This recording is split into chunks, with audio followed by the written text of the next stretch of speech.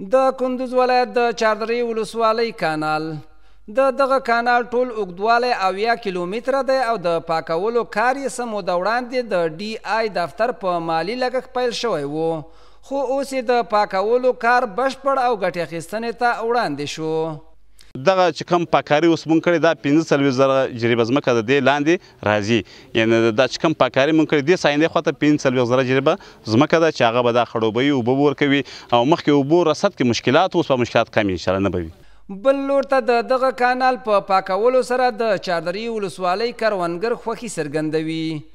دوی وایي چې د کانال تر پاکولو وروسته به دغه اوبه په اسانۍ او له کومې ستونزې پرته د دوی کروندو ته ورسیږي. قبلا تو بود مشکلات ما اگر ما در نهر دم دریا اگر او زیاد می داشته باشیم در این منطقه او خود زیاد کرده نمیتونستیم، در این خاطر نمیتونستیم که این منطقه کاملا بخیر لایق فور بود.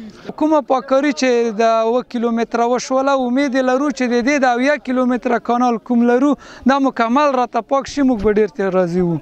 په ورته وخت دغه کانال په پاکولو سره د چاردرې ولسوالۍ سلګونو اوسیدونکو ته د کار زمینه برابره شوې وه. دغه کارګران له اسلامي امارت څخه په دې ولسوالۍ کې د نورو پروژو د پلي کولو غوښتنه کوي. موږ 25 ورځې کېږي چې دلته پای دربله کار کوو.